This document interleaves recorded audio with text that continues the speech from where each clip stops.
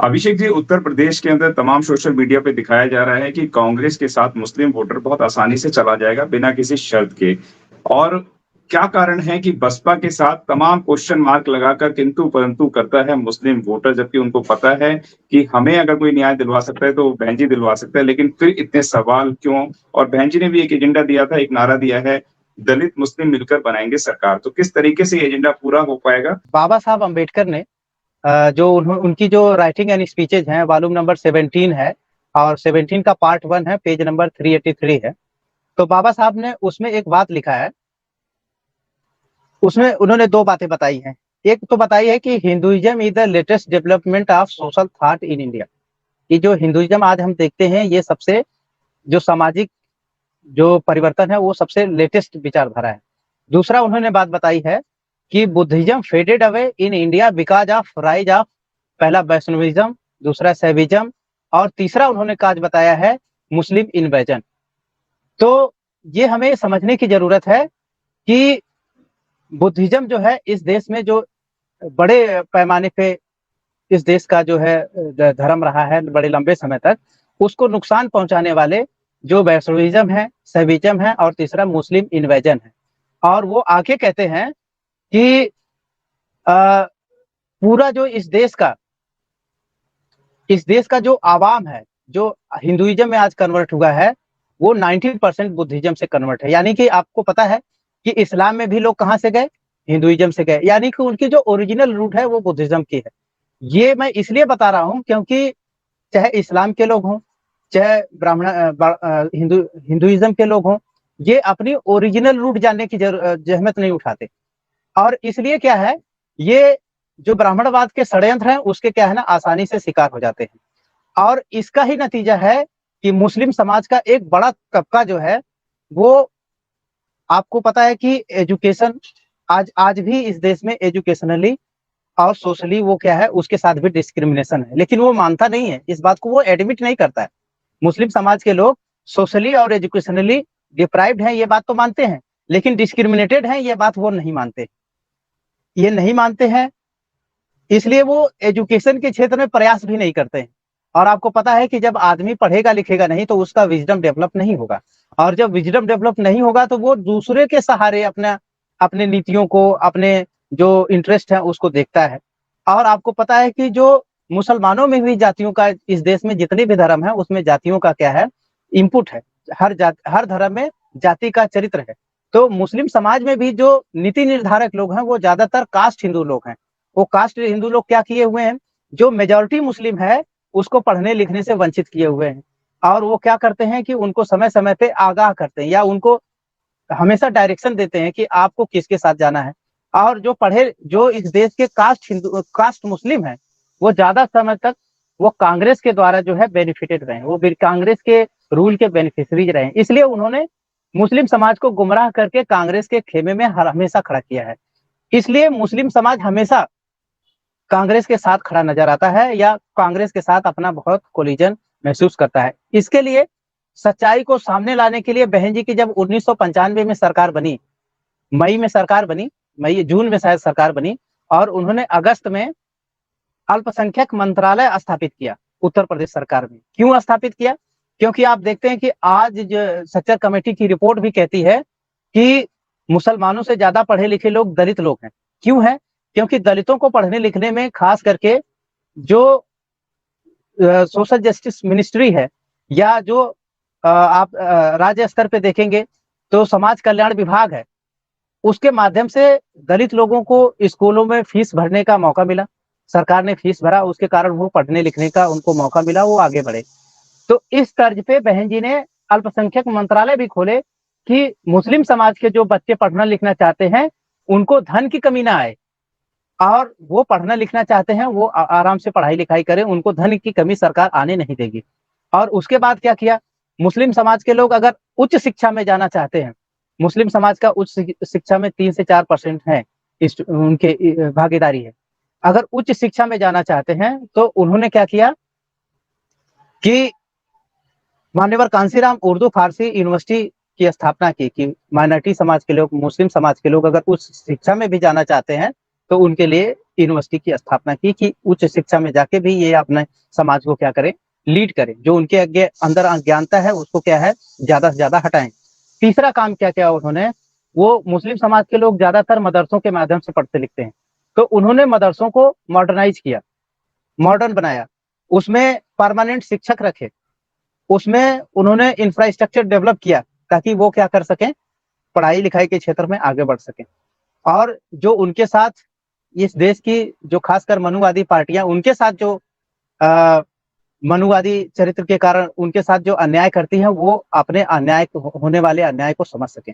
तो इस तरह का काम माननीय बहन जी ने अपने शासनकाल में किया है।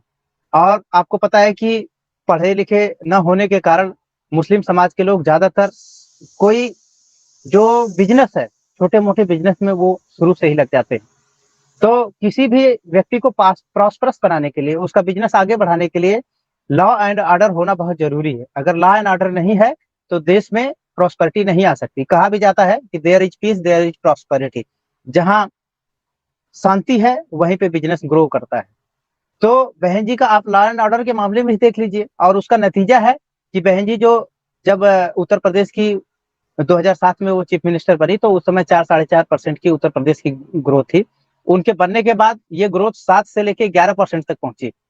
तो उन्होंने लॉ एंड ऑर्डर के माध्यम से लोगों को मौका दिया, वो लोग अपना बिजनेस व्यापार बेधड़क और बेहिचक बिना किसी डर के वो करें। उसका नतीजा हुआ कि मुस्लिम समाज को सबसे ज्यादा फायदा मिला। क्यों? क्योंकि वो सबसे ज्यादा छोटे छोटे कामों में, छोटे छोटे बिजनेस में वो इंगेज है, उनका बिजनेस सबसे ज्यादा बढ़ा। तो ये जो बहन जी ने किया, अब बहन जी को लोग याद क्यों नहीं करते हैं, बहन जी के पीछे डिस्ट्रेस के साथ क्यों देखते हैं? उसके पीछे मनुवादी मीडिया का बहुत बड़ा हाथ है। दूसरा, जो बहुजन समाज के लोगों की, जो बहुजन समाज पार्टी की विफलता है कि वो अपने जो अचीवमेंट्स हैं वो लोगों तक ले नहीं जा पाई। लोगों ने फायदा तो लिया लेकिन लोगों ने महसूस नहीं किया कि इसमें सरकार का कितना बड़ा रोल है। जैसे आज जो सरकार है उत्तर प्रदेश में, वो बोलती है कि हम लाखों का इन्वेस्टमेंट लेके आ रहे हैं, लेकिन एक भी आदमी को वो नहीं बताती है कि हमने इस आदमी को गवर्नमेंट नौकरी दी है। किसी को नहीं बताती है कि हमने एक आदमी को ये गवर्नमेंट का लोन दिया है बिजनेस करने के लिए, वो नहीं बताती है। लेकिन वो दावा जरूर करती है, पूरे प्रदेश के लोग ये बात जानते हैं, पूरे देश के लोग ये बात जानते हैं कि उत्तर प्रदेश में ये सरकार इतने करोड़ों का क्या है इन्वेस्टमेंट लेके आ रही है। तो वो करते कुछ नहीं है, लेकिन वो लोगों को एडवर्टाइज करके उनके दिमाग में ये बात, ये मैसेज जो है देने में सफल हो जाते हैं। लेकिन बहुजन समाज पार्टी वो धरातल पे काम करती है, क्योंकि वो बहुजन समाज पार्टी बहुजनों की पार्टी है। उसको पता है कि बड़े बड़े मीडिया घरानों को एडवर्टाइज देने से ये हम बहुजनों का पैसा, जनता का पैसा हम उनको देते हैं, इसलिए वो पैसा न देके उन्होंने डेवलपमेंट के काम में लगाया। लेकिन बहुजन समाज चूंकि कम जागरूक होने के कारण इस बात को समझ नहीं पाया, जिसके कारण वो बहन जी के ऊपर आज भी जो है संशय की निगाह से देखता है। और दूसरे जो मीडिया जो बहुजन समाज पार्टी के बारे में जो एक इमेज बनाती है, उसके हम लोग विक्टिम हैं। जैसे बगल में ही बिहार राज्य है, वहां नीतीश कुमार जी हैं, लेकिन नीतीश कुमार जी के ऊपर कभी भी ये आरोप नहीं लगता है कि वो बीजेपी के साथ चले जाएंगे। लेकिन बहन जी के ऊपर हमेशा ये आरोप लगाते हैं लोग। खास करके वो आरोप क्यों लगाते हैं? क्योंकि जो माइनॉरिटी का समाज है वो बहन जी के साथ ना आए। वो हमेशा आरोप लगाते हैं कि बहन जी तो बीजेपी के साथ चली जाएंगी। बहन जी ने कभी भी भारतीय जनता पार्टी को समर्थन नहीं दिया है, ये लोग बात नहीं मानते। हमेशा लोग ये बात मानते हैं, जो मीडिया ने लोगों के दिमाग में डाला हुआ है, कि बहन जी बीजेपी के साथ चली जाती हैं। अगर बहन जी बीजेपी के साथ 3 बार सरकार बनाई है तो बीजेपी ने बहन जी को सरकार समर्थन दिया है, ना कि बहन जी ने बीजेपी को समर्थन दिया है। ये जो बड़ा अंतर है ये हमारे लोगों को समझना चाहिए। और बहन जी ने सरकार क्यों छोड़ी? क्योंकि बहन जी का सीधा सीधा मोटो है, बहुजन समाज पार्टी का सीधा सीधा मोटो है कि हम बहुजनों के हित को प्रायोरिटी में रखते हैं। 1 नंबर, अगर हम इस देश के हुक्मरान बनेंगे तो बहुजन समाज इस देश का पहले नंबर का नागरिक होगा। तो बहुजन समाज के हितों के साथ बहुजन समाज पार्टी समझौता नहीं कर सकती।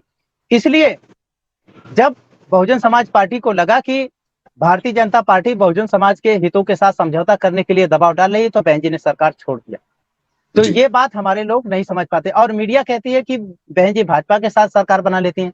बहन जी कभी भी भाजपा की सरकार नहीं बनवाई है। इवन आप केंद्र में देखें, जो भारतीय जनता पार्टी के कुलगुरु हैं पंडित अटल बिहारी वाजपेयी, उनकी जब सरकार चल रही थी तो बहन जी ही वो शख्स है जिन्होंने एक वोट से पंडित अटल बिहारी वाजपेयी की केंद्र की सरकार गिरवाई थी। और उसके पहले वो 3 बार जो है उत्तर प्रदेश में बीजेपी के सहयोग से सरकार बना चुकी थी। लेकिन कभी भी ये लोग नहीं कहते हैं कि बहन जी ने बीजेपी का इस्तेमाल किया। लोगों के अंदर ये इंफीरियरिटी कॉम्प्लेक्स भर देते हैं कि बहन जी क्या है, बहन जी को बीजेपी इस्तेमाल कर लेगी। ऐसा नहीं है, जबकि बहन जी ने जब जब भी बहन जी की सरकार छोटे-छोटी अवधि में चली है, तो लॉ एंड ऑर्डर की बात देख लीजिए, डेवलपमेंट स्कीमों की बात देख लीजिए, जो अंबेडकर विलेज के माध्यम से जो गाँव के इंफ्रास्ट्रक्चर को डेवलप करने की बात कर लीजिए, स्कूल में जो फीस भरने की, बच्चों को स्कॉलरशिप देने की बात कर लीजिए। और जो आप जानते हैं उत्तर प्रदेश पहला राज्य है जहाँ पे पहली बार कोई यमुना एक्सप्रेस वे रोड, इसके पहले हाईवे बनते थे, स्टेट के हाईवे बनते थे, लेकिन पहली बार बहन जी ने यमुना एक्सप्रेस वे, उनका प्लान तो गंगा एक्सप्रेस वे का था, पूरा नोएडा से लेके बलिया तक का, लेकिन मनुवादी सरकार उस समय बीजेपी की केंद्र में थी, उसने अड़ंगे डाले। और उसके बावजूद भी बहन जी ने जो है यमुना एक्सप्रेस वे बनाया। आज दिल्ली से आप ट्रेन से भी आगरा जाएं तो 2 घंटे से ऊपर समय लगता है, लेकिन अगर आप यमुना एक्सप्रेस वे से जाते हैं तो 2 घंटे के अंदर अंदर आप आगरा पहुंच सकते हैं। तो बहन जी का जो विजन है, उन्होंने जो मेट्रो का निर्माण किया, चाहे लखनऊ में चाहे नोएडा में, तो ये लोग भूल जाते हैं। और बहन जी का विश्वास था कि हम चूंकि लोगों को जो है वो लाभ पहुंचा रहे हैं, इसलिए लोग याद करेंगे। लेकिन लोग क्या है, मनुवादी मीडिया के षड्यंत्रों का शिकार हो गए, इसलिए आज भी लोग शिकार हो रहे हैं। आज भी जो खास करके माइनॉरिटी के लोग हैं वो शिकार हो रहे हैं।